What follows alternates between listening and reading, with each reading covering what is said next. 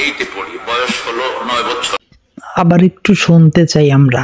আমি তখন ক্লাস 8-এ পড়ি, বয়স হলো 9 বছর। জি, আবার একটু শুনতে চাই। আমি তখন ক্লাস 8-এ পড়ি, বয়স হলো 9 বছর। ও আচ্ছা, বুঝতে পারছি। জি জি জি, আপনি একবার মিছিলে গেছিলেন, আপনি তখন ক্লাস 8-এ পড়েন। হ্যাঁ, আপনি 8-এ পড়েন, আপনি সে সময় মিছিলে গেছিলেন। উফ ওরে হুজুর, একটু মিস্টেক করে ফেলছেন। চাপা মারতে একটু আপনার ভুল হয়ে গেছে।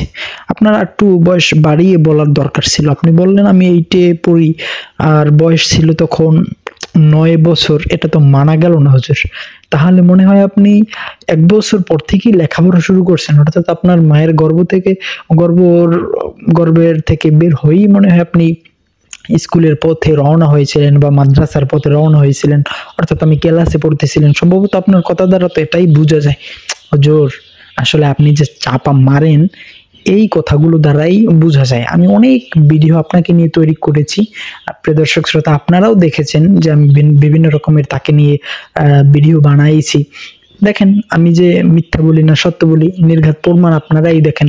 তিনি বলে যে মিছিলে গেছিলাম, আমি তখন ক্লাস 8-এ পড়ি, আর আমার বয়স ছিল তখন 9 বছর। এটি হাস্যকর ব্যাপার। আসলে এটা কোনো রকমেরই মানা সম্ভব না। অবশ্যই যদি ভালো লাগে একটি কমেন্ট করে যাবেন।